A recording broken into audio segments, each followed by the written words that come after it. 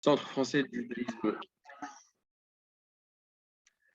Pardon. Bienvenue donc dans cette nouvelle conférence organisée par le Centre français du judaïsme tunisien. Nous avons la joie et l'honneur de recevoir ce soir le Rav Gabriel David Seroussi, qui est rabbin à la synagogue Ismach Moshe de Netanya en Israël. Le Rav Seroussi est marseillais, donc parfaitement francophone. Là, je m'adresse au public français, parce qu'il y a des gens qui sont connectés d'Israël, mais surtout de France, donc ne vous inquiétez pas. C'est un rabbin qui a été formé au biberon, si je puis dire, des sources du judaïsme tunisien, et qui est diplômé de la yeshiva, de l'éminente yeshiva Kisser Rachamim, qui est un conservatoire de la tradition rabbinique tunisienne de l'étude selon l'Iyun Tunsi. Il est sophère, il est également magéa, c'est-à-dire correcteur, il est moël, et c'est un des nombreux descendants du Rav Yitzhak Gagou Seror, qui était un éminent grammairien, qui était à Gabès, et auquel on posait souvent des questions liées à la grammaire hébraïque. Le Rav Seroussi anime régulièrement sur une chaîne YouTube 024 au Dieu d'Israël des cours de Torah, et il a accepté ce soir de donner une conférence, alors dont le titre est quelque peu sulfureux, parce que quand je l'ai énoncé aux fidèles qui assistent aux offices organisés par le Centre français du judaïsme tunisien, je dois avouer que le public djerbien a frémi. Le titre, c'est Le judaïsme en Tunisie, mythe et réalité, Gabès, la fondatrice, d'après les sources rabbiniques. Donc, je vais laisser la parole au Rav Seroussi. Il aura une heure vraiment maximum. On va essayer de se limiter à 55 minutes, c'est un bon chiffre pour cette conférence. Il y aura ensuite un petit quart d'heure de questions-réponses. Et je vous demanderai, dans la mesure du possible, d'éteindre vos micros pendant la conférence pour qu'il n'y ait pas de bruit de fond qui perturbe notre conférencier, sachant que la conférence est enregistrée et sera bien évidemment diffusée, mise en ligne sur le site du Centre français du judaïsme tunisien, cfjt.fr, ainsi que sur notre chaîne YouTube. Je vous remercie. Rav Seroussi, vous avez la parole.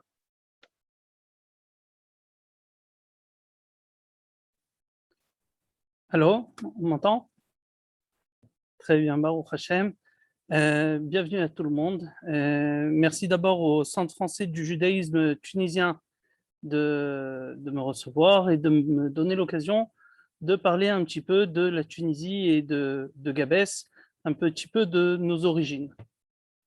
Comme ça, alors je vais faire attention. Voilà. Donc, je vous remercie à tous de votre présence. Et pour commencer, je voudrais d'abord prévenir les gens. Ça fait bien que je sois francophone, ça fait déjà dès l'âge de 15 ans que je suis en Israël, donc il est possible que des fois j'utilise des notions en hébreu, mais j'essaierai au maximum de parler français, d'être aussi clair que cela se peut.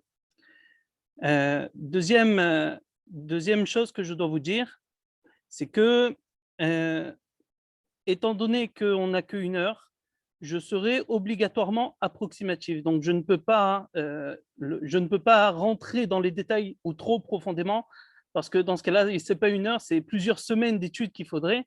Mais on va essayer d'être le plus précis possible, sans manquer, sans rentrer trop dans les détails. Ça, c'est vis-à-vis de la forme.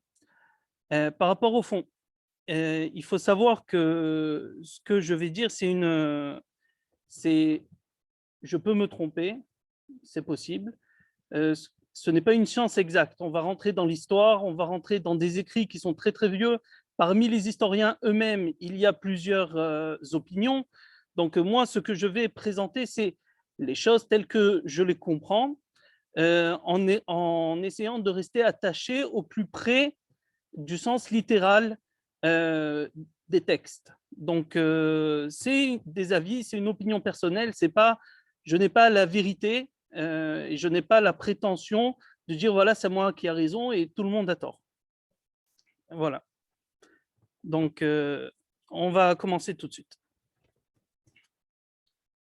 Alors, pour avoir un petit peu la notion de Gabès, Gabès qui est une ville, une oasis à l'origine au sud de la Tunisie, il faut d'abord se remettre dans le contexte de ce qu'est la Tunisie. Et pour ça, on va revenir déjà à l'époque de Carthage. Carthage, à l'époque romaine, est une ville créée par les Phéniciens.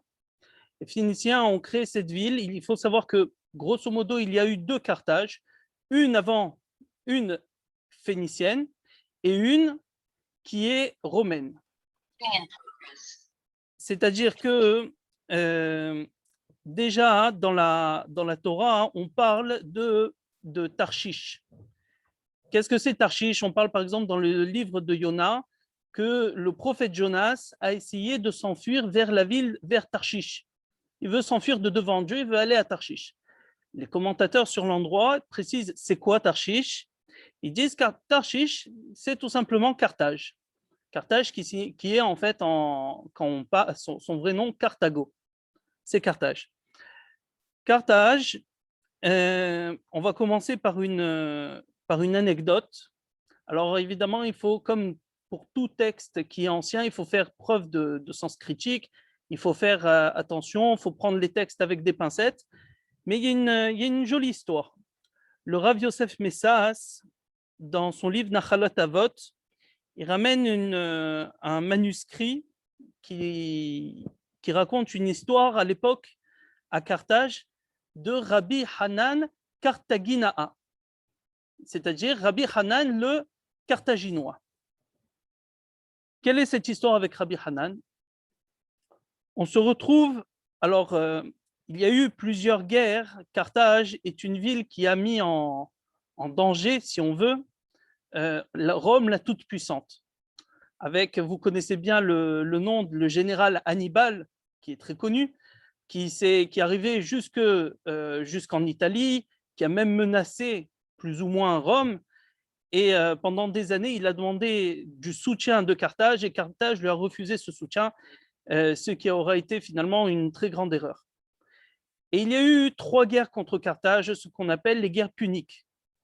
La 3e guerre punique s'est soldée par la destruction de Carthage et la destruction de la ville et l'exécution et la mise en esclavage de ses habitants. La dernière guerre, la prise de Carthage s'est faite en moins 146 avant notre ère. Donc on parle, il y a déjà un peu plus de 1000, il y a à peu près 2200 ans. Qu'est-ce qui se passe? Il ramène une histoire avec Rabbi Hanan. On se trouve quelques semaines, quelques jours même avant la prise de Carthage par les Romains. La ville de Carthage était déjà assiégée depuis longtemps. Et puis, le Rav, Rabbi Hanan, accompagné, donc on est à l'époque du 2e temple, déjà à cette époque, c'est l'époque du 2e temple, Rabbi Hanan se réunit avec les nobles de la ville de Carthage. Et ils se disent, qu'est-ce qu'on fait? D'un côté, on peut rester dans la ville, vivre notre vie comme d'habitude et attendre que les choses se calment. Après tout, la ville a tenu jusqu'à maintenant et ce n'est pas sa première guerre. Bon, les Romains finiront par partir ou alors il y aura une paix qui sera signée. Et on garde nos biens, on garde nos affaires. Mais on prend le risque que si la ville est prise, alors on prend le risque on risque notre vie en fait. De notre côté, on peut s'enfuir avec le peu que l'on peut prendre avec nous. On est sûr d'avoir la vie sauve, mais dans le cas où une paix est signée avec Carthage, entre les Romains et Carthage, ou bien alors que les Romains s'en vont, etc., nous, on aura perdu, étant donné que nous aurons abandonné toutes nos affaires, tous nos biens, on aura tout perdu. Ils se retrouvent devant ce dilemme. Certains disent oui, certains disent non. il décide finalement de ne pas décider, de reporter la décision à plus tard. Rabbi Hanan, très préoccupé par la situation, va dormir et le lendemain, en se réveillant, il a un flash. Il a un flash qui lui dit la vérité viendra. Il se réveille en disant la vérité sortira de la bouche des enfants. Il va à ses occupations toute la journée et l'après-midi, il croise un groupe d'enfants juifs. Alors, les enfants juifs, qu'est-ce qu'ils font les enfants juifs il y a 2200 ans à Carthage? À quoi ils jouent? Ils jouent au rabbin.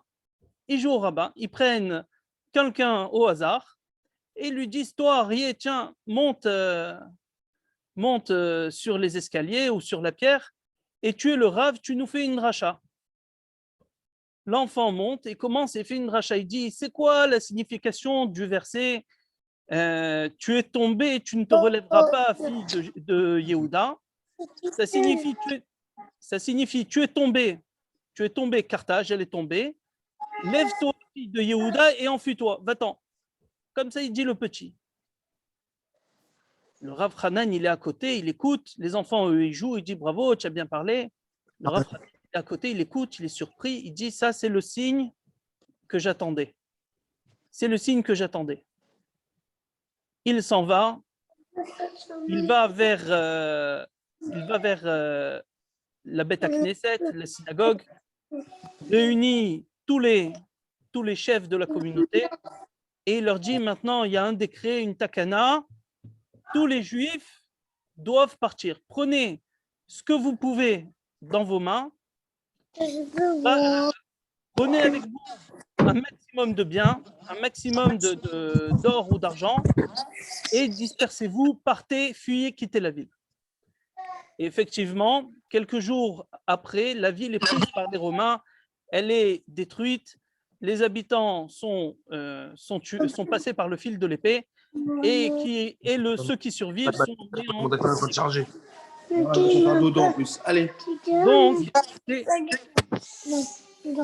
Donc, ok, là pour l'instant, il n'y a pas de batterie. S'il vous plaît, est-ce que vous pouvez couper vos micros, s'il vous plaît? Monsieur Cohen, s'il vous plaît. Monsieur Cohen. Allez-y, poursuivez. Donc, c'est à peu près l'histoire qui s'est passée en moins 146. Il va y aller. Il y va là. C'est à peu près l'histoire qui s'est passée en moins 146 à Carthage. Plus tard, la ville de Carthage sera reconstruite. Et qu'est-ce qui va se passer à la ville de Carthage? C'est marqué, Joseph Flavius écrit dans son livre que Vaïten Espasianus Letitus Beno et Teretz Africa. Il a donné Vespasien à Titus, son fils, la terre d'Afrique. Veu Shiv Bekartago, Shloshim Elef Ish Yehudim. Et il a déposé à Carthage 30 000 hommes juifs. Donc, on parle de Carthage, la nouvelle, celle qui a été plus tard reconstruite par les Romains. Donc, la plupart, déjà à cette époque, on voit qu'il y a 30, c'est pas un chiffre petit, 30 000 personnes. C'est 30 000 juifs qui sont installés dans la ville de Carthage par Titus. Donc, c'est des juifs qui viennent du Beth Amikdash Hachéni, qui viennent déjà de l'époque du deuxième temple. Des juifs, si on peut parler des origines des juifs tunisiens de manière générale, ce sont des juifs qui, pour beaucoup, ont été importés, si on veut, par Titus. Ça, c'est la première venue. Sans compter, évidemment, les Juifs qui étaient déjà autochtones à l'époque de Rabbi Hanan, dont on a raconté l'histoire. Plusieurs années plus tard, à peu près 700 ans plus tard, 600 ans plus tard, arrive, se développe et pousse la ville de Kérouan. Alors, il faut savoir que lorsqu'il y a une destruction, ça prend des fois très longtemps, ça peut même jusqu'à plusieurs siècles, sinon même jamais.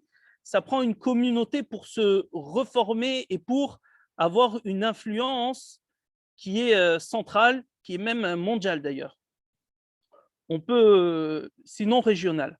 On peut citer par exemple Kérouan, la ville de Kérouan, qui est fondée en 670 à peu près.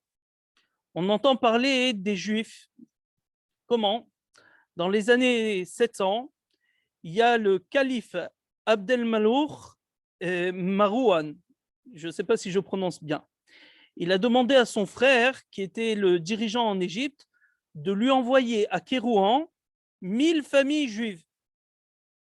1000 familles juives. Donc, on a déjà un deuxième apport, cette fois qui vient d'Égypte, qui est envoyé à Kérouan, en plus des 30 000 dont on a cité plus tôt.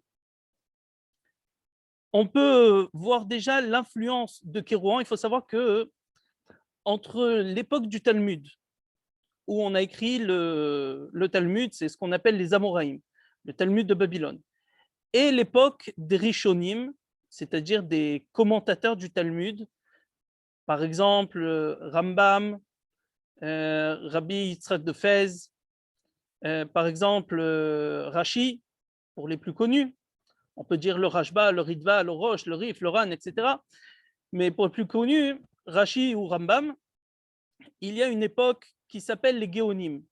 Il y a aussi les Sévoraïm, mais on ne va pas rentrer dedans.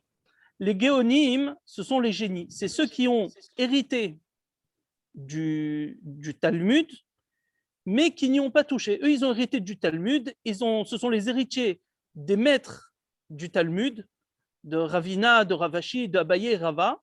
C'est juste qu'après Ravina et Ravashi, le Talmud s'arrête. Maintenant, ce n'est pas parce que le Talmud est fermé qu'il n'y a plus de personnes qui habitent à Bavel. Il reste encore des habitants. Ces habitants-là vivent et ils ont encore des chefs de communauté, ils ont encore des yeshivot. Les héritiers de ces maîtres du Talmud sont appelés les génies, les géonim. Qu'est-ce qu'ils font? On leur pose, lorsque le Talmud arrive en Espagne ou en Ashkénaze ou ailleurs, c'est un texte qui est très difficile. Nous, on l'étudie avec Rashi et déjà, on a du mal. On a le commentaire de Tosfot, on a le Maharsha, on a beaucoup de commentaires et même comme ça, c'est dur. À l'époque, ils n'avaient pas Rashi, ils n'avaient rien. Comment on fait? Quand on ne comprend pas un texte, on envoie une missive, une lettre à Bavel avec un petit peu d'argent pour ceux qui étudient la Torah là-bas et on attend la réponse. La question met 1 an pour aller et 1 an pour revenir à peu près. Et c'est pas seulement tous les 6 mois à peu près, le Rosh Yeshiva, le chef de la Yeshiva, réunit les gens, réunit les Talmidim, les Chachamim, et il leur dit maintenant on va répondre à toutes les lettres en même temps. Par où passent toutes ces lettres? Elles passent par, si ce n'est toutes, au moins une très très grande partie, passe par Kérouan. Elle passe par Kérouan et donc on retrouve beaucoup de questions qui sont posées de la ville de Kérouan ou qui transitent par la ville de Kérouan vers les villes d'Égypte et puis vers Bagdad. Donc on retrouve énormément de réponses. Ça veut dire que la communauté de Kérouan a vraiment une très très forte influence. De la communauté de Kérouan va sortir 2 personnes essentielles. Rabbeinu Hananel, fils de Rabbi Chouchiel, et on a aussi de Rav Nissim Gaon. Ces 2 personnes, surtout Rabbeinu Hananel, sont des personnes qui sont centrales dans le judaïsme.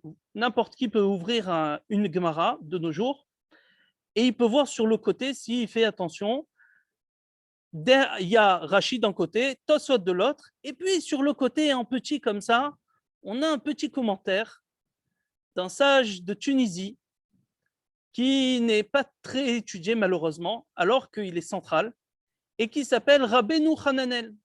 C'est un vrai rave tunisien. Alors, il y a une marloquette entre comment il est exactement arrivé là-bas, mais bon, c'était le rave de Kérouan. Il a écrit un commentaire et lui, c'est quelque chose qui est très particulier aux communautés tunisienne, mais pas seulement, mais surtout tunisienne, c'est que les Tunisiens ont toujours été très très proches des Géonim. Ça inclut Gabès et ça inclut Kérouan.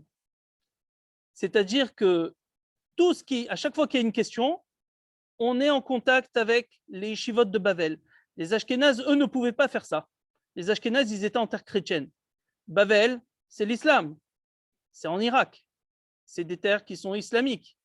Donc, pour envoyer une lettre et pour qu'elle revienne, c'est déjà encore une autre paire de manches. C'est pour ça qu'on peut voir que même Rashi, quand il va contredire Rabbeinu Hananel, il le fait vraiment, il n'a pas envie. Pourquoi? Parce que Rabbeinu Hananel, quand il va dire quelque chose, il ne va pas le dire de sa tête. Il va dire ce qu'il a appris des Géonim. Le dernier des Géonim, c'est qui? C'est Rav Ahai Gaon. Il est décédé en 1038 à l'âge de 100 ans. Et son élève, c'est Rabbeinu Hananel. Il a eu d'autres élèves, beaucoup d'élèves. L'un d'eux, c'est Rabbeinu Hananel. Donc, quand Rabbeinu Hananel va dire quelque chose, ce n'est pas de sa tête. Il va dire ce qu'il a reçu de Rav Ahai Gaon. Rav Ahai Gaon, il va le dire de son père, Rav Shri Gaon. Comme ça, jusqu'aux Amoraïm. La yeshiva dans laquelle il se tient la tête, Rabbeinu Hananel se tient la tête, c'est une yeshiva qui a été fondée par Rav, l'élève de Rabbi Yehuda Nassi. C'est-à-dire, c'est une yeshiva qui a duré pendant 800 ans. 800 ans, elle a duré cette yeshiva. Pendant 800 ans, de maître à élève, la Torah s'est transmise sans interruption. Donc, je vais vous donner un exemple, comment comprendre la chose pour que ça soit un peu plus palpable, un peu moins abstrait. Si je vous dis demain, écoutez, voilà, j'ai lu la biographie de ton père et il sort apparemment du texte que ton père portait des lunettes. D'accord? Imaginons que votre père ne portait pas de lunettes. Et puis moi, je vous dis, apparemment, dans le texte, on comprend que ton père portait des lunettes. Qu'est-ce que tu vas me dire, toi? Tu vas me dire, écoute, moi, je suis son fils et mon père ne portait pas de lunettes. Et moi, qui suis de l'extérieur, je viens te dire, oui, mais selon le texte, on voit qu'il portait des lunettes. Donc, ton père portait des lunettes. Qu'est-ce que tu vas me répondre, toi? Tu vas me dire, écoute, je ne sais pas où tu as vu ça, je ne sais pas comment tu en es arrivé là, mais moi, mon père, je le connais, c'est mon père, je l'ai vu toute ma vie, et je peux te dire, il ne portait pas de lunettes. Que tu aies compris autrement dans le texte, débrouille-toi, ce n'est pas mon problème. Mais moi, mon père ne portait pas de lunettes. C'est la même chose avec les Géonim, avec Rabbeinu Hananel et avec Rashi. Rabbeinu Hananel, tout ce qu'il dit, il le reçoit des Géonim. Les Géonim, ils ont vécu. Ce que tu lis, toi, dans la Gemara, eux, ils l'ont reçu directement. L'interprétation aussi, ils l'ont reçu directement. Donc, quand ils te disent quelque chose, tu ne peux pas le contrer aussi facilement. Toi, tu vas étudier à partir du texte, mais peut-être qu'en fait, le texte, il dit quoi? Il dit que ton père, il portait des lunettes, mais c'était des lunettes de soleil. Il était parti une fois à la plage, il a mis des lunettes de soleil. Mais toi, tu ne sais pas si c'est des lunettes de soleil, des lunettes de vue. Pour nous faire comprendre la différence entre un texte lorsqu'il est vécu de l'intérieur et un texte qui vient de l'extérieur. Rabbeinu Hananel, tout ce qu'il dit, il le tient des Géonim, il le tient des génies. C'est pour ça qu'on a beaucoup, beaucoup de mal à le contredire. D'ailleurs, les sages, ils disent on ne contredit pas des Géonim. S'ils ont reçu, s'ils ont déduit quelque chose à partir de leur intelligence, on peut les contredire. Moi aussi, j'ai un cerveau. Mais s'ils disent quelque chose qu'ils ont reçu de maître en élève depuis des générations et des générations, là, on ne peut pas les contredire. Donc ça, c'est Rabbeinu Hananel de Kérouan qui va avoir une influence majeure sur tout le judaïsme. On retrouve énormément d'écrits venant de Kérouan. Alors, vous allez me dire, on trouve par exemple, les premiers écrits, c'est avec Ravilai bar Mari Berav Mari Gaon de Soura en 790, Rav Nitronai Barilai en 855. Donc, quel rapport avec Gabès, vous allez me dire? Cette introduction, elle est très importante pour comprendre le développement de Gabès. Gabès, c'est une des villes qui comporte, je ne vais pas dire la seule, mais c'est une des rares villes qui non seulement est antique, elle a plus de 1000 ans, parce qu'on retrouve des rabbanim, on va le voir, qui ont déjà 1000 ans. Gabès, c'est une ville qui est très très vieille. À l'époque, elle ne s'appelait pas Gabès avec un G, elle s'appelait Kabès avec un kouf, Ka. Kabès. Qu'est-ce qu'elle a cette ville? La ville de Gabès, elle se tient à sa tête. On entend parler de la ville de Gabès et des premiers chachamim, des premiers sages de Gabès. Il s'agit de Rabbi Avraham Kapsi. Rabbi Avraham Kapsi, il est cité chez les Géonim. Il est cité chez Rabbi Yitzhak El-Fassi en 828. Qu'est-ce qu'on dit sur lui, Rabbi Avraham le Gabésien? Qu'est-ce qu'on dit sur lui? On dit que cet homme-là, c'était un homme très pieux, un homme qui avait l'esprit divin. Il était capable de voir dans les feuilles des kalim, comment on dit des kalim en français, dans des feuilles de palmier, il était capable de parler le langage avec les feuilles de palmier. Il connaissait l'avenir en voyant le palmier bouger, il était capable de savoir l'avenir. C'était un génie et c'était un homme rempli d'esprit divin.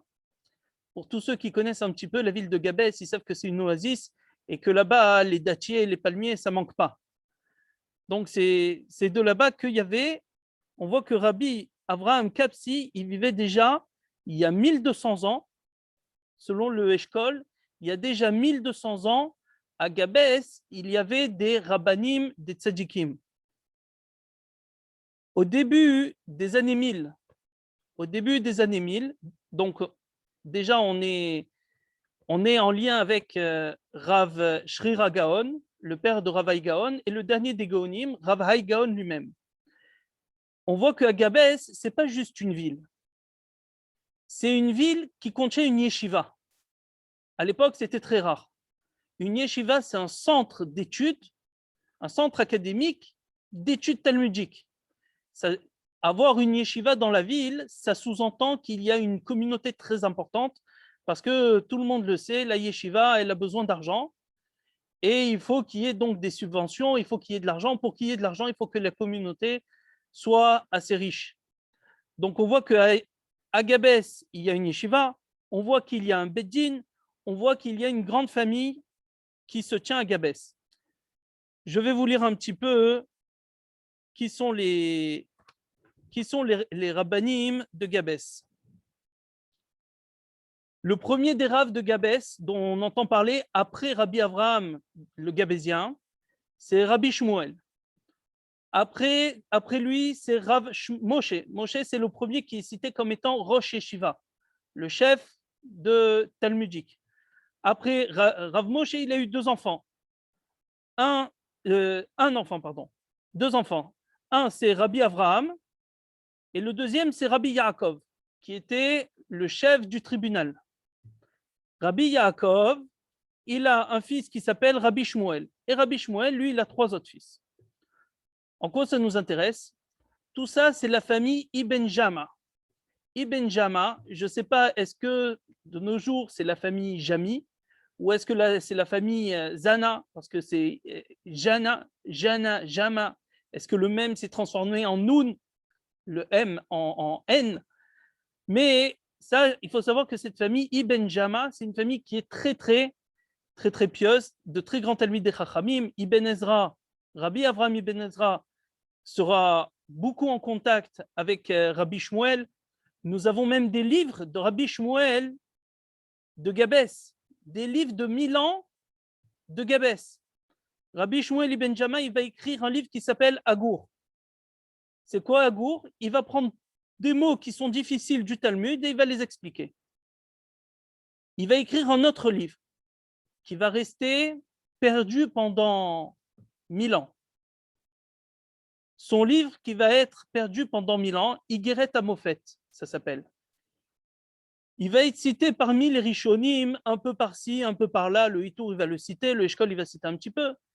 Mais de manière générale, on ne sait pas où est-ce qu'il est. Ce livre est introuvable. il y a 2-3 ans, l'Institut du Rav Kook, qui s'occupe d'imprimer beaucoup de livres, ils ont retrouvé un manuscrit entier de ce livre-là et ils se sont occupés de le faire réimprimer totalement. C'est donc quelque chose vraiment d'exceptionnel, un grand mérite. La vérité, moi, j'ai pris un grand plaisir à lire un livre d'un Chacham de Gabès qui avait disparu pendant 1000 ans et qu'on a le mérite maintenant, de nos jours, de pouvoir étudier. Le livre, pour ceux que ça intéresse, c'est un livre qui parle sur la cacheroute. Qu'est-ce qu'on peut manger, qu'est-ce qu'on ne peut pas manger? Est-ce qu'on peut manger les sauterelles? À Gabès, on mangeait les sauterelles. Encore jusqu'à les Gabésiens, jusqu'à il y a 50 ans, il y a 60 ans, encore, ils prenaient des sauterelles, ils enlevaient les pattes, ils enlevaient la tête, ils enlevaient les ailes et ils les mangeaient. Ils les faisaient cuire, ils les mangeaient sur le feu. Donc on a, et Rabbi Shmuel d'ailleurs dans son texte, il parle des sauterelles, il dit elles sont permises, certains sont permis, certaines autres non, etc. Ce qui est important pour nous, c'est de voir que la ville de Gabès est citée pas une fois, pas une dizaine de fois, mais des dizaines et des dizaines de fois. Elle est citée dans des écrits et des questions qui sont posées il y a déjà 1000 ans vers les géonymes de Bavel. Et qu'est-ce qu'il y a de spécial? Les sages de la communauté de Gabès, c'est une des rares communautés. Il y a eu des communautés qui étaient très liées au génie, au géonyme. Mais la plupart, elles ont été exterminées, elles ont disparu. Il y a eu des communautés qui sont très vieilles, comme par exemple les Yéménites, mais qui ne sont pas liées au géonyme du tout. Il n'y a pas de lettres conséquentes, en tout cas, entre les Juifs yéménites et les géonymes de Bavel, etc. Les seuls, ou du moins une des seules communautés qui a survécu depuis l'époque antique. Depuis l'époque antique, c'est un gros mot, mais on va dire depuis 1200 ans, sans interruption, malgré les malheurs, malgré les souffrances, et on va voir un petit peu qu'est-ce qui lui arrivait à Gabès, la pauvre. Malgré tout ça, elle a continué et elle a perduré. Ça va prendre des années et des années jusqu'à ce que la communauté se relève, mais on va en entendre parler. Qu'est-ce qui a mis fin à cette grande ville qu'était Gabès, du moins pour les Juifs? Dans les années 1140 à peu près, arrive un fléau venu du Maroc qui s'appelle les Almohades. Les Almohades sont des fanatiques musulmans, de nos jours on appelle ça des islamistes, qui décident tout simplement de conquérir, ils vont conquérir tout le Maghreb et une partie de l'Espagne, et ils vont dire, les Juifs jusqu'à présent vivaient parmi les musulmans, mais les Almohades vont décider, ils vont dire, à partir de maintenant, soit tu te convertis, soit tu meurs. Voilà, la décision, elle est facile. Soit tu deviens musulman, soit tu meurs. C'était, à l'époque, ce que les Almohades proposaient au peuple d'Israël. Certains vont mourir et certains vont justement par l'intervention de Maïmonide, parce que Maïmonide lui-même, à cette époque, il est enfant, il doit se sauver d'Espagne, il va aller jusqu'en Égypte pour fuir devant les Almohades. Et il dira que dans une épître aux Juifs du Yémen, il va leur dire, faites semblant de vous convertir, ne mourrez pas. Il va écrire une lettre tellement terrible, tellement, en hébreu on dit meragesh. Ça veut dire c'est une lettre qui secoue l'âme. Elle secoue l'âme, cette lettre. L'épître que Maïmonide va écrire aux Juifs du Yémen, elle va tellement faire trembler les cœurs que les Yéménites, jusqu'à de nos jours, ne suivent qu'un seul Rav, c'est connu, Rambam. Eux, ils n'ont pas de Shulchan Aruch. Eux, ils disent Maïmonide, Maïmonide, Maïmonide. Je ne rentre pas dans les détails. Ils font aussi un peu Shulchan Aruch en fonction des communautés, mais de manière générale, les communautés anciennes yéménites ne suivent que Maïmonide. Et c'est un peu grâce à lui d'ailleurs qu'ils ont eu la vie sauve et qu'ils ont pu se perpétuer parce que à cette époque, c'était la mort ou la conversion. Et Rambam va leur dire convertissez-vous, faites semblant. Et si vous pouvez garder des mitzvot, gardez des mitzvot, garder la vie, c'est le plus important. Et grâce à l'intelligence de Maïmonide, jusqu'à encore de nos jours, on a des juifs yéménites. Donc, on se trouve avec ce genre de communautés qui sont mises sous les almohades, qui vont maintenant dire aux juifs, soit vous vous convertissez, soit vous mourrez. La plupart meurent, certaines partent en exil, et il y en a beaucoup, notamment à Gabès, qui sont exterminés. C'est pour ça que je vous ai cité Rabbi Shmuel, fils de Rabbi Yaakov. Rabbi Shmuel, fils de Rabbi Yaakov, il a écrit des livres.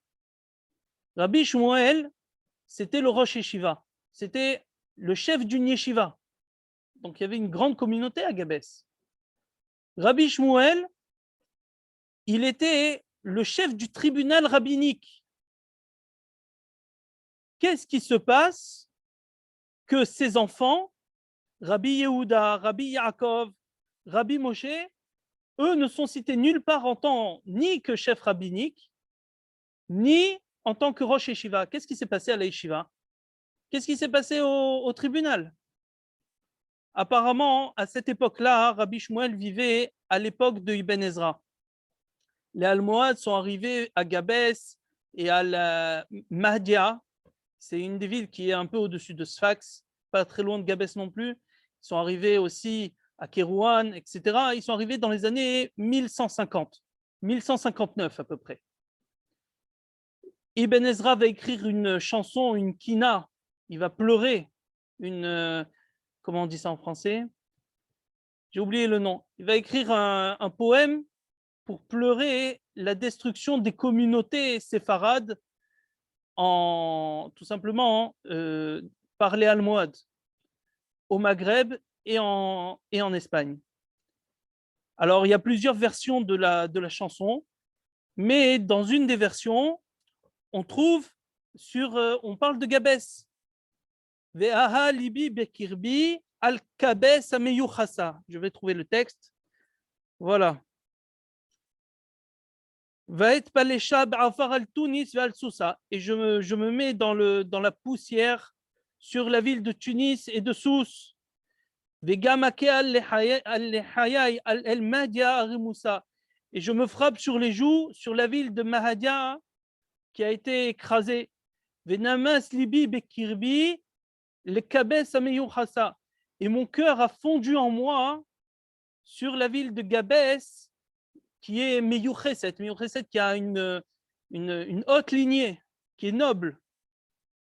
Il parle aussi de Trabels, il parle aussi de plusieurs autres. Il va aussi citer, il y a quelqu'un qui va continuer cette kina, cet éloge funèbre, on peut dire ça peut-être, ce poème en tout cas, de Ibn Ezra, parce que Ibn Ezra, il s'est arrêté là, et il y a quelqu'un en plus, un peu plus tard, qui va continuer, qui va dire Rabbi Avraham. Là aussi, il y a encore plusieurs, je précise, il y a plusieurs versions. Mais dans une des versions, il est écrit Velama Rabbi Avraham ksat mekomot shachata. Et pourquoi toi, Rabbi Avraham, Ibn Ezra, il y a des endroits que tu as oublié de citer. Ir à Kohanim El Hama. Pourquoi tu n'as pas cité la ville des Kohanim de El Hama? Et aussi Gafsa et Djerba. Lo zacharta, tu ne les as pas, Djerba, tu ne les as pas cités. Et ils disent Veshacharta et Kia, la Nevochim, Misrata et la ville de Misrata qui ont été déportés à Djerba. Alors, dans une des versions, on explique que la ville de Djerba, elle a été, les habitants de Djerba, ils ont été kalou, ils ont été exterminés. Dans une autre version, ils ne disent pas kalou, ils disent galou, ils ont été exilés. L'un ou l'autre, soit qu'ils aient été exterminés, chas v'shalom, soit exilés, on voit que il y a la ville de Misrata qui se trouve en Libye, beaucoup des Juifs de Misrata qui ont été déportés à Djerba. On voit aussi que la ville des Kohanim, c'est El Hama. On ne comprend pas. La ville des Kohanim, de nos jours, tout le monde le sait, c'est Djerba. Djerba, c'est les Kohen. C'est les Kohen. C'est les Kohanim, Djerba. Pourquoi tu dis El Hama?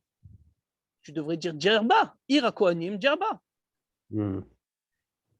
Pour ça, il faut encore comprendre encore autre chose. Que je me retrouve. Voilà. Il faut savoir qu'il y a plusieurs sortes de Kohanim.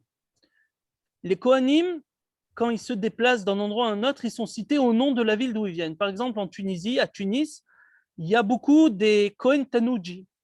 C'est quoi Kohen Tanouji? C'est des Kohen qui viennent de la ville de Tanger au Maroc et qui sont partis de Tanger, qui se sont installés à Tunis, et ils ont été appelés au nom de la ville d'où ils sortent. Donc, c'est pour ça qu'on les appelle Kohen Tanouji. À Djerba, on a Kohen Yonatan. Kohen Yonatan, c'est des Kohanim qui sont d'origine algérienne. Ça, il n'y a aucun doute. Ils viennent tous, ça c'est reconnu, c'est sûr. Kohen Yonatan de Djerba, à l'origine, ils sont d'Alger. Kohen à Djerba, il y en a encore d'autres Kohen. Qui ça? Kohen la Megrabi. C'est ceux qui viennent du Maghreb. Qui ça? C'est des Kohen qui viennent du Maroc. Il nous reste une sorte de famille de Kohen qui est la plus connue à Djerba. C'est celle qui est appelée Kohen Abrish.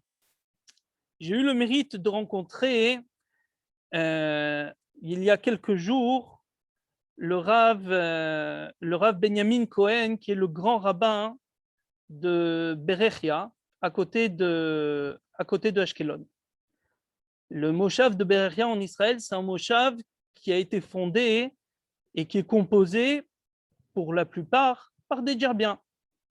Et là-bas, il y a le grand rabbin qui est Rabbi Benjamin Cohen et qui a écrit des livres que je recommande qui s'appellent Malché Tarshish, les rois de Tarshish, où il ramène là-bas énormément d'informations sur les rabbanim et sur les juifs qui vivaient dans les villes tunisiennes. Il s'occupe, lui, que des rabbanim tunisiens. De quoi on a parlé là-bas? Il y a là-bas les Kohanim. On a vu, il reste une famille de Kohanim. Kohen Abrish, c'est la plus grande des Kohanim, la plus grande famille de Kohanim de Djerba.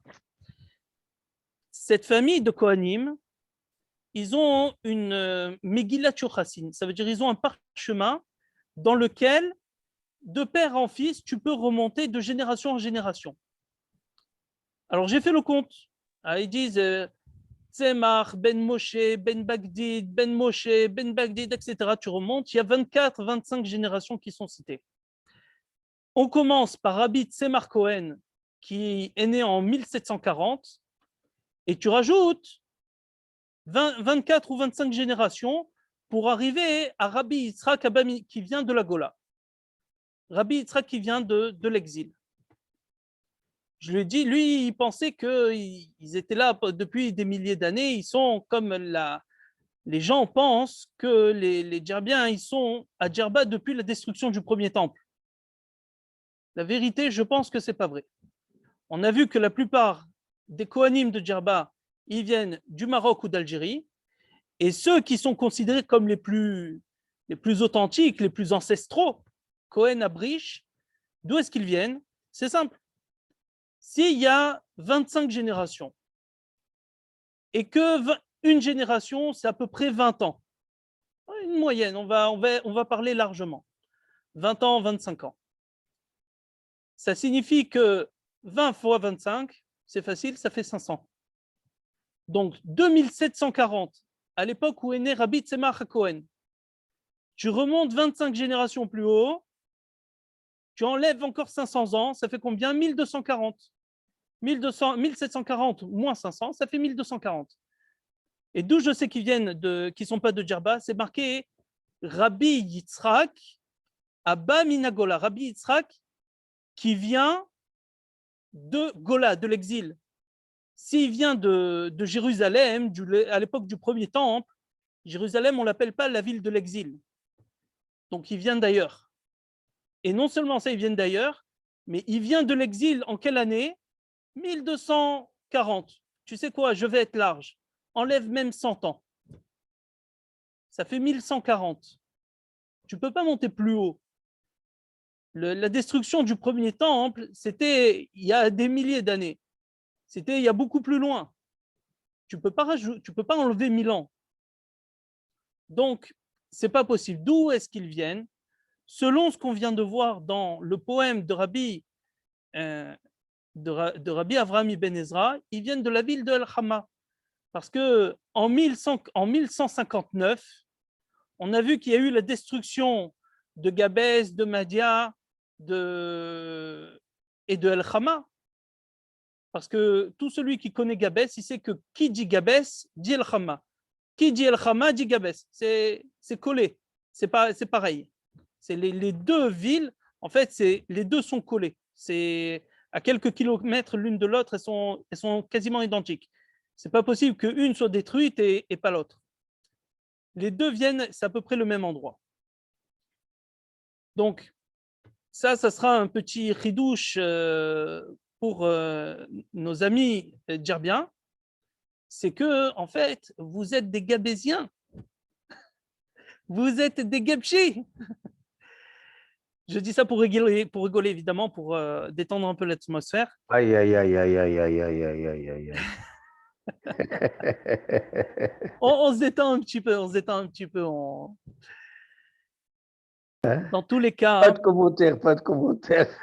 dans tous les cas, on peut voir qu'il y a deux communautés à Djerba. El-Hara Zghira et El-Hara Khbira. La plus ancienne, et le Rav Benjamin Cohen est d'accord avec moi. D'ailleurs, je vais vous dire, dans la première partie du Chelek Aleph, Rabbi Benjamin Cohen, qui est le grand Rav djerbien, le fils de Rabbi Sassia Cohen, qui était le Rav de Djerba, Rabbi Sassia Cohen, il dit lui-même qu'il pense que les Juifs, les Kohanim de El-Hama, ils sont partis à Djerba. C'est juste que je lui ai fait remarquer, je lui ai dit que Vadarav, on parle de ta famille. Mais même lui, il écrit ça dans son livre. On a vu aussi dans le poème que les Juifs de Misrata, de Louv, sont partis à Djerba. Que les Juifs de Djerba, est-ce qu'ils ont été exilés? Est-ce qu'ils ont été Chazvé Shalom exterminés? On ne sait pas. Peut-être l'un, peut-être l'autre. Il y a plusieurs langages qui sont utilisés. Il y a plusieurs versions. Donc, on sait qu'il y a existé une communauté à Djerba, mais on sait que cette communauté, on en entend un tout petit peu parler quand? Seulement déjà à l'époque qui est après les Almohades. C'est-à-dire, il semblerait que des Juifs, quand ils ont fui les Almohades, comme les Juifs de Gabès ou de El-Hama, ou ceux par exemple de Misrata, ils se sont enfuis. Où est-ce qu'ils ont trouvé refuge? Ils sont partis sur une île. Ils sont pas où trouver mieux qu'une île. Soit tu te réfugies dans les montagnes, qui est inaccessible, tu vas dans le désert, soit tu vas sur une île. Donc c'est probable, il y a de grandes chances que la plupart des Juifs djerbiens viennent de Misrata, viennent de Gabès, viennent de El-Hama, viennent de Kirouan, qui a été exterminé, de El-Mahdia, qui était aussi détruite. D'ailleurs, entre les deux communautés, la plus ancienne à Djerba, c'est la Chara Zghira, la petite. La Chara Zghira et la Chara Khbira, elles diffèrent dans leurs coutumes. Ce n'est pas des grandes différences, mais il y a des différences entre les deux. Et vous serez surpris de savoir que il y a des deux quartiers, Khbira et Zghira, la Zghira, elle ressemble beaucoup aux coutumes de Gabès. Et les coutumes de Gabès et celles de Louv, de Libye, ça se ressemble aussi énormément. Pourquoi? Parce qu'il y a eu tout un mix qui a été fait à cette époque-là. Donc, à quoi finalement ça nous permet? On arrive à la fin, je crois. Combien de temps il nous reste, Monsieur Nataf? Encore un petit quart d'heure. Un petit quart d'heure. On en arrive à une décision qui est encore de nos jours qui a une influence. Dans les années 50, il y a Rabbi Shushu HaKohen. Pour ceux qui connaissent Rabbi Shushu HaKohen, c'était le grand rav de Gabès, l'élève de Rabbi Haïm Khouri. Si vous ne connaissez pas Rabbi Haïm Khouri, la vérité, je ne peux rien faire pour vous. Mais c'était l'élève de Rabbi Haïm Khouri, c'est un très grand Mikoubal qui est parti vivre dans la ville de Be'er-Sheva à la fin de sa vie, un tzaddik exceptionnel. Dans les années 50, 60, on va dire, il se trouve à Tunis et son fils veut divorcer de sa femme. Il va devant le tribunal de Tunis. À l'époque, il y a le Rav Matzliach Mazouz, Hachem Yikom Damo, qui est présent et qui écrit dans son livre Ish Matzliach tout ce qui se passe. Alors, nous, les Gabésiens, on a des coutumes qui sont que à nous. Et il y a les villes qui entourent Gabès suivent les coutumes de Gabès. Vous savez, dans la halakha, hein, s'il y a un groupe qui quitte une ville pour aller fonder une autre ville, le groupe qui quitte la ville est soumis à la loi de la ville d'origine. Les rabbanim, le tribunal de la ville d'origine peut forcer les juifs de la nouvelle ville de suivre les coutumes. Par exemple, la ville de Zarzis, ce sont des Djerbiens, c'est une ville récente qui a été fondée par des Djerbiens qui ont quitté Djerba. Les juifs de Zarzis sont obligés de suivre les coutumes et les lois de Djerba. Vous êtes des Djerbiens à l'origine, vous faites comme un Djerba même si vous habitez Zarzis. Pareil, les villes qui entourent Gabès a le statut, si vous voulez, de capitale régionale de la région. Gabès et sa région, les villes de El Hama, par exemple, suivent les coutumes et le tribunal de Gabès. À une certaine époque, et on reviendra sur Rabbi Shushu, mais je fais une parenthèse, à une certaine époque, non, on va faire comme ça. On a comme coutume à Gabès, c'est que si un homme veut divorcer de sa première femme malgré sa volonté, il peut. Chez nous, à Gabès, on peut forcer une femme à partir. À Tunis aussi. À Djerba, non. À Djerba, un homme ne peut pas forcer sa première femme à divorcer. À Tunis, oui. À Gabès, oui, on a cette coutume. Le fils de Rabbi Shushu, qu'est-ce qu'il veut? Il veut divorcer de sa première femme. Elle n'est pas d'accord. Ils vont devant les tribunaux et le tribunal, il dit, attends, Rabbi Matzliach Mazouz, il dit, vous, Gabès, vous allez selon qui? Vous, Gabès, vous allez selon Djerba. Djerba, c'est interdit. Donc, pour toi aussi, c'est interdit. Rabbi Shushu HaKohen, il dit, mais qu'est-ce que c'est que ça? Nous, les Gabésiens, c'est nos coutumes. On n'est pas dépendant de Djerba. Djerba, c'est Djerba. Et nous, Gabès, c'est Gabès. On a nos propres coutumes. Et pour ça, il se base sur Rabbi Fraji Alouche. D'ailleurs, Baruch Hashem, hommage, c'est ce soir, si je ne me trompe pas, c'est ce soir, Youtet qui se lève. Ce soir, c'est ce soir.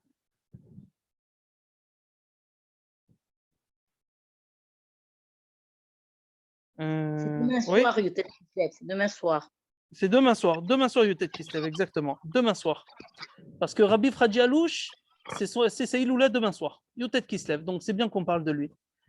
Rabbi Fraji Alouche, qui était le grand rave de Gabès, lui aussi à l'époque, on lui avait fait des problèmes. Sans rentrer dans les détails, il avait décrété qu'une certaine sorte de poisson, elle était cachère. Les Chachamim de Djerba, ils disent, nous, notre coutume, c'est que c'est pas cachère, c'est assourd de manger ce poisson. Donc, décrète que c'est assourd, que tu t'es trompé. Rabbi Fraji Alouche, il ne comprend pas, il dit, je ne comprends pas. Quand un rav il doit prendre une décision rabbinique, est-ce qu'il a besoin de voir les coutumes des villes différentes qui sont à côté? Nous, Gabès, on a nos coutumes. Pour nous, on divorce sans la permission de la femme. On la divorce si nécessaire, si on veut. Et ce poisson-là, ben vous interdisez, mais nous, on permet. Donc, on voit que et Rabbi Israël Zitoun, qui était le Rav de Tunis, lui-même, il va revenir, il va dire, au début, il va dire, vous devez suivre les coutumes de Djerba. Rabbi Fradji Alouche, il lui dit, non, nous, on est indépendants. Et Rabbi Israël Zitoun, il lui renvoie un message, il dit, si c'est ainsi, vous avez vos coutumes, vous êtes indépendants, pas comme Djerba, alors faites comme d'habitude. Donc, à l'époque de Rabbi Matzliach Mazouz, ils ont essayé comme ça on va dire, pour plaisanter évidemment, phagocyter Gabès. C'est-à-dire de dire que Gabès, elle n'est pas indépendante, elle vient de Djerba. Les Juifs gabésiens ont toujours été indépendants. Au contraire, s'il y a une dépendance entre Gabès et Djerba, comme on a vu, c'est Djerba qui est dépendante de Gabès. Parce qu'on a vu que les Juifs de Gabès et de El-Hama, les Kohanim de El-Hama, où ils sont passés à Djerba. On a vu que les Kohanim de Abrish, qui sont les plus grands, les plus nombreux et les plus vieux Kohanim de Djerba, d'où ils viennent? Rabbi Yitzhak Abba Minagola. Il y a dans les années 1200, Rabbi Yitzhak il est venu de la Gola. Donc, c'est pas comme ils croient de l'époque du premier temple ou autre chose. Non, pas du tout. Si il y a quelqu'un qui est dépendant de quelqu'un, c'est Djerba qui est dépendant de Gabès. On peut retrouver ça aussi encore. Il y en a qui ont prétendu, ils ont dit non, Gabès, c'est une ville que, à partir de quand on retrouve Gabès? À l'époque de Rabbi David HaKohen, dans les années 1853. Ils ont dit, écoute, Gabès, depuis 1150, où il y a eu les Almohades, jusqu'à 1800, pendant 700 ans, on n'entend pas parler d'elle. Sûrement, elle a été totalement détruite. Et ensuite, des Juifs sont revenus s'installer. Ils viennent d'ailleurs. Donc, elle perd Kaviachol, son indépendance. Là-dessus, le Rav Benjamin Cohen, la vérité, c'est son mérite. C'est lui qui a fait les recherches. Il a trouvé des réponses du Tashbetz. C'est quoi le Tashbetz? Tashbetz, c'est un livre qui est écrit par Rabbi Shimon ben Tzemach. C'est un Rav qui s'est installé à Alger dans les années 1370 à peu près, et qui est décédé en 1444, qui était le grand Rav à qui tout le monde a posé des questions. Là-bas, on trouve dans le tome 3, le chapitre 6, 100, 102 et 147, des questions posées de la ville de El-Hama à Rabbi Shimon ben Tzemach. Rabbi Shimon ben Tzemach, on a vu, il a vécu dans les années 1400. Donc on voit bien qu'on a dit, si tu parles de El-Hama, tu parles de Gabès. Si tu parles de Gabès, tu parles de El-Hama. Les deux, c'est pareil. Donc on voit déjà à Gabès, d'ailleurs à l'origine Gabès, c'est trois petits villages qui ont été regroupés en un seul. C'est le village de Menzel, de Zara, Zardechlania.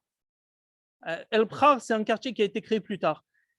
Mais à l'origine, c'est trois villages qui ont été réunis en un seul, et c'est devenu Gabès. Et de nos jours, à Gabès, ce n'est pas des villages, c'est des quartiers. Le quartier de Zara, le quartier de Menzel, etc. Mais donc, on voit que déjà, il y a 400 ans, il y a plus que 400 ans, il y a 600 ans, à l'époque du Rashbat, s'il y a des questions, c'est des questions venant des rabbanim de El-Hama, venant de la communauté de El-Hama. Donc, on voit qu'il y avait des Juifs qui étaient encore vivants. Ça nous montre quoi? Ça nous montre qu'il y a toujours eu une présence juive, des rabbanim juifs vivant à Gabès. On a vu que, et j'en ai parlé au début, que des fois, ça peut prendre des siècles jusqu'à ce qu'on entend parler, jusqu'à ce qu'une communauté peut se remettre à revivre d'une destruction. Les sages de Djerba, à l'époque des Géonim, on n'entend pas parler. On n'entend pas parler des sages de Djerba à l'époque des Géonim. Il n'y a pas des questions de la ville de Djerba qui est posée à Rav Gaon ou à Rav Shrira Gaon. On trouve quelques allusions par-ci, par-là, vraiment en fouillant. Le Rav Benjamin Cohen, il a fait un travail, quand la cavote à lui, il a fait un travail vraiment très, très profond. On trouve des allusions comme quoi, il y a un Rav qui dit que pour aller de Fès jusqu'en Israël, tu t'arrêtes, tu passes par Djerba. On trouve des allusions qu'il y a eu un pêcheur qui vivait à Djerba.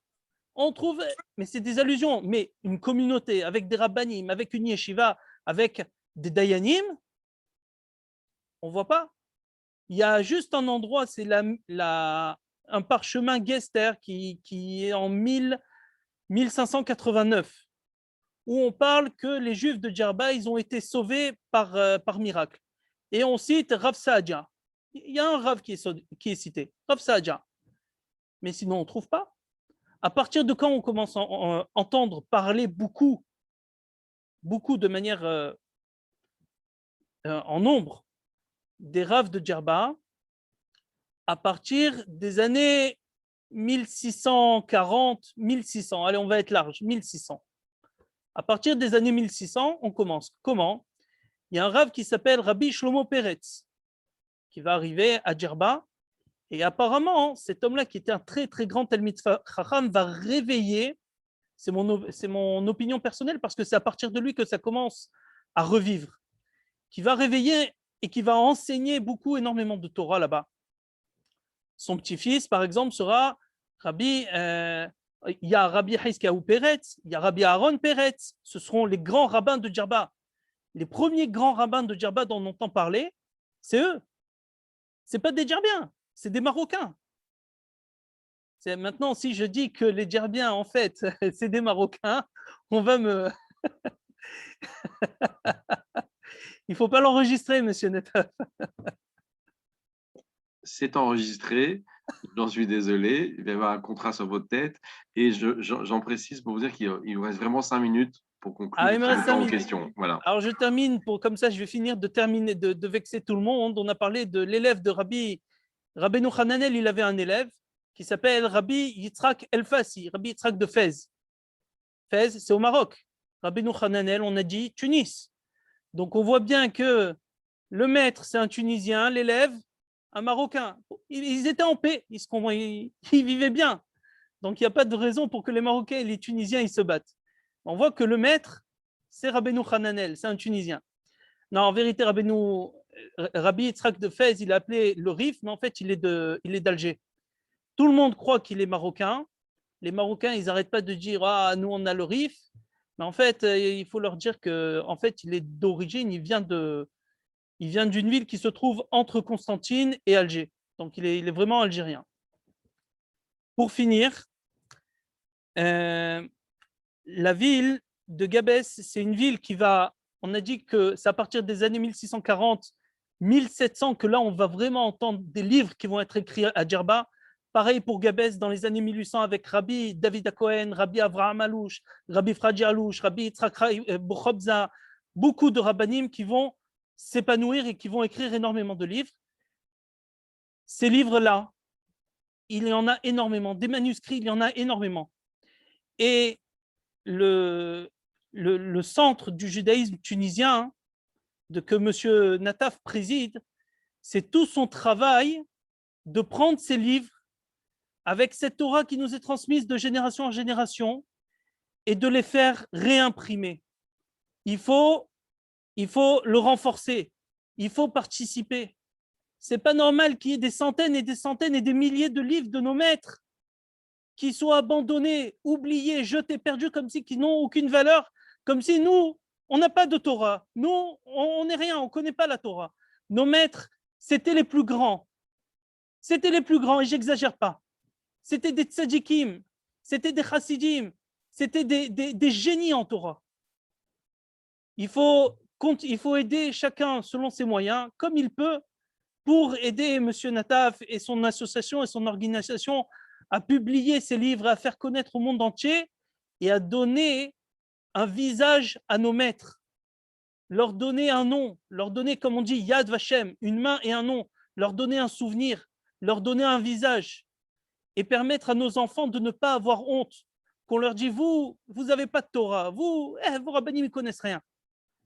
Voilà, merci beaucoup pour ce temps-là. Merci beaucoup d'avoir participé. Merci beaucoup à M. Nataf de m'avoir donné l'occasion de m'exprimer. Et je vous souhaite à tous Shavua Tov. Je vous remercie beaucoup, Rav Seroussi. C'était passionnant. Je crois qu'effectivement, les propos que vous avez tenus sur notamment les origines djerbiennes vont devoir être examinés au prisme du regard des historiens aussi. J'ai vu réagir mon ami le rabbin Amos Haddad, qui était parmi nous, de Gerbien. J'attends de voir sa réaction, j'espère qu'il ne m'en veut pas.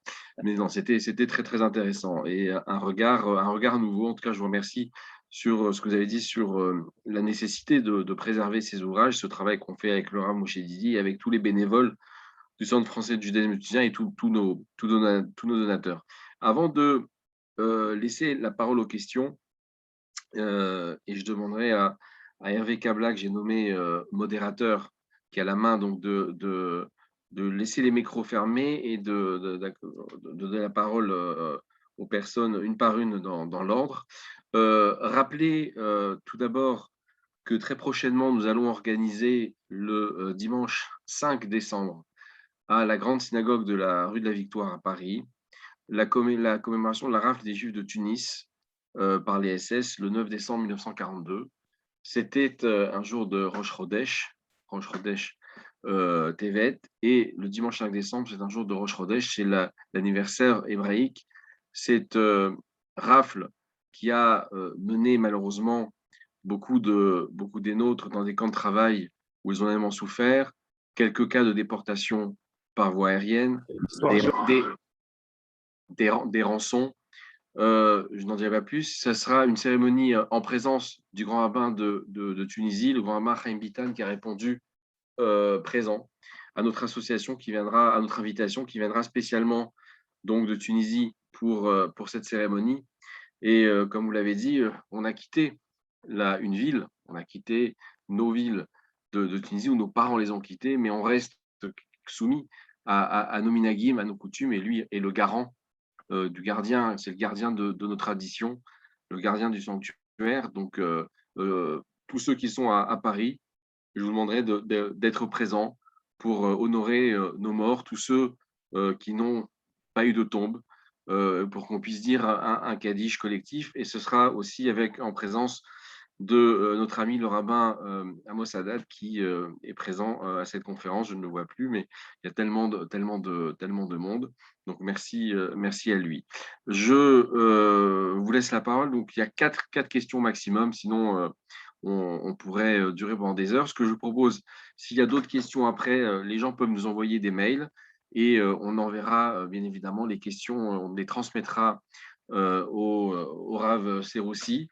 Et on vous transmettra en retour ces réponses. Ça mettra moins d'un an, c'est pas comme à l'époque de Clermont, ne vous inquiétez pas, ça sera plus rapide. Et je précise également, parce que ma langue a fourché, que sa chaîne YouTube, c'est 26 dieux d'Israël, non pas 24, vous imaginez bien, donc la symbolique du chiffre 26. Je vous remercie et je laisse les gens. Alors, merci d'utiliser le pictogramme, les mains levées. Si vous avez une question à poser, je demande à Hervé Kabla à ce moment-là de permettre aux gens d'ouvrir leur micro. Une question?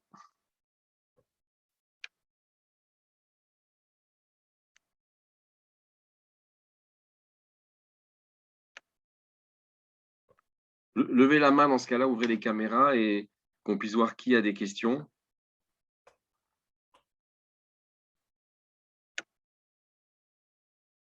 À moins que vous ayez été exemplaire de précision, et ce qui a comblé chacun des membres de l'assistance.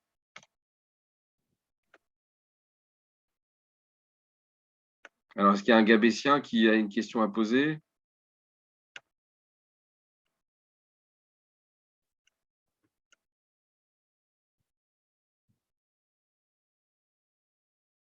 Yoram Ben David?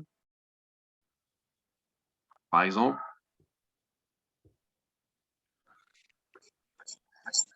Bonsoir. Bonsoir, Yoram. Je suis avec mes enfants et je n'ai pas tout à fait le calme que Adéquat. j'aurais souhaité avoir. Mais en tout cas, j'ai suivi avec j'ai vraiment passion cette très belle intervention. J'essaierai de voir les prolongements. Yoram, un descendant de Shermimon, de Gabès. Voilà.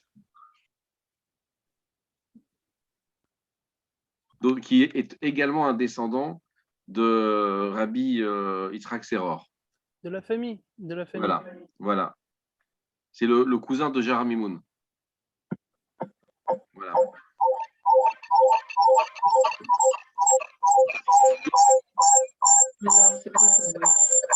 Redmi. Oui.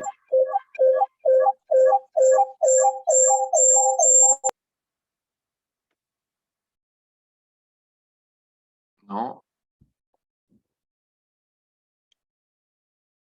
Quelqu'un souhaite... Oui, vous n'avez pas dit d'où venaient les... Vous n'avez pas dit d'où venaient les Juifs de Gabès. Les Juifs de Gabès. Les Juifs de Gabès, il y en a beaucoup qui viennent de Kérouan. Oui, alors les Juifs, j'ai trouvé à peu près 4 apports sur les Juifs de Gabès. Évidemment, quand on parle de cette époque-là, tout est à prendre avec des pincettes, évidemment. Mais on peut estimer que des 30 000 Juifs qui ont été amenés à Carthage par Titus, une certaine quantité se soit aussi déplacés vers Gabès. Surtout parce qu'à l'époque de Gabès où je vous ai parlé de Rabbi Shmuel Ben Yaakov et de la Yeshiva, correspond à l'époque où la ville de Gabès s'était économiquement développée. Donc on peut penser que ces 30 000 Juifs, une partie sont partis là-bas. On peut parler aussi des Juifs de l'époque romaine qui ont fui la destruction romaine de Carthage et donc qu'eux aussi sont partis, quelques-uns à Gabès. De Gabès, on sait aussi qu'il y a 1000 familles juives qui ont été emmenées d'Égypte vers Kérouan à cette époque-là. Voilà. Donc, de ces 1000 familles, qu'il y en ait quelques-unes qui soient parties de Kérouan pour s'installer à Gabès parce que les conditions économiques y étaient favorables, là aussi, c'est pas loin du Sechel, c'est acceptable. Et enfin, on peut penser évidemment aux Juifs séfarades qui sont venus et qui se sont installés. Mais on peut vraiment voir que dans les coutumes de Gabès, et ça c'est vraiment exceptionnel, ce sont des coutumes qui sont extrêmement, extrêmement vieilles et anciennes, qui n'ont pas leur pareil ailleurs, sinon dans quelques communautés qui sont très, très vieilles. Rien que pour citer quelques-unes, les hommes et les femmes à Gabès, normalement, le mari avec les filles mangent à table séparément et les femmes et les filles mangent séparément. Et les garçons, bien que ce soit la même famille, les deux sont séparés. Il y a beaucoup de coutumes gabésiennes qui sont extrêmement vieilles.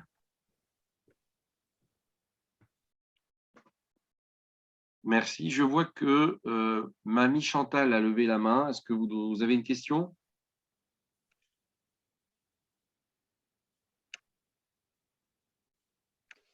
Non.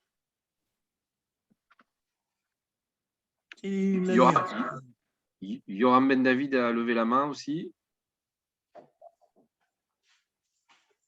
Oui, bonsoir. Je voulais juste savoir quelles sont les principales sources du Rav Seroussi. Je ne sais pas si c'est pas comme le journalisme, on peut donner ses sources. Non, il n'y a aucun problème, bien sûr. Les principales sources, alors évidemment, je me suis préparé un petit peu, donc j'ai dû feuilleter pas mal, mais Bégadol, en gros, je vous recommande le livre Les 4 tomes de Malchet Tarshish du Rav Benjamin Cohen. Je vous recommande aussi, par rapport aux coutumes, Netivot Simcha, je l'ai ici. Nous avons Netivot Simcha de Rabbi Shimon Chirari à la Shalom. qui était un grand rave gabésien qui est monté vivre à Tel Aviv. Vous pouvez aussi, pour comparer un peu les coutumes, vous avez le fameux livre de Ali Hadas, qui est très connu, qui cite les coutumes tunisoises, mais aussi quelques-unes de Djerba et de Gabès. Vous avez Brit Keuna de Rabbi Moshe Khalfouna Cohen. Vous avez un livre récent qui est sorti et qui est très très bien, qui est écrit par mon ami Tomer Boukris, qui s'appelle Les Mahan Yedou Dorotechem. Il répertorie dedans les coutumes djerbiennes du Haraz Rira et du Haraz Bira. Et on peut voir les différences entre l'une et l'autre. Et il ramène aussi des commentaires et des annotations de Rabbi Avraham Mimoun, le grand Rav Mimoun de Marseille, un grand tzaddik, qui écrit quelles sont les coutumes de Gabès aussi. Vraiment, il y a beaucoup à voir. Voilà. Mais c'est en gros les livres que je vous conseille, que vous pouvez regarder. Merci beaucoup, Razak Ouaour. Merci. Y a-t-il d'autres questions? S'il n'y en a plus, le Rav Seroussi en a une, mais… Non, ce n'est pas une question, c'est juste pour préciser encore qu'il faut voir les livres sur les Tshuvot HaGeonim. Par rapport à M. Yoram Ben David, c'est Tshuvot HaGeonim. Là-bas, on retrouve énormément de réponses données c'est marqué, ils ont posé la question Anche Gabès, les gens de Gabès. Ils ont posé la question Chachmé Gabès, les sages de Gabès. Donc, il y a énormément de réponses. Vous pouvez voir là-bas, mais c'est en araméen. Voilà. Merci beaucoup. On va, s'il n'y a plus de questions, on va s'arrêter là. Donc, merci beaucoup pour votre intervention, Rav Seroussi. J'espère que nous aurons le plaisir de vous entendre de nouveau sur un autre sujet ou pour prolonger peut-être par de nouvelles recherches, de nouvelles précisions. Effectivement, ce sont des sources qu'il est nécessaire de confronter aussi, c'est intéressant au regard des historiens. Et je précise à ceux qui n'auraient pas pu entendre toute la conférence qu'elle sera mise en ligne sur notre chaîne YouTube. Je vous remercie et à très bientôt. Au revoir. Et n'oubliez pas la Iloula de Rebbi Chai Tayeb Lomet lundi soir et donc celle de Rebbi Hadji Alouche de Gabès qui aura lieu le même soir. Shavuot Tov à tous.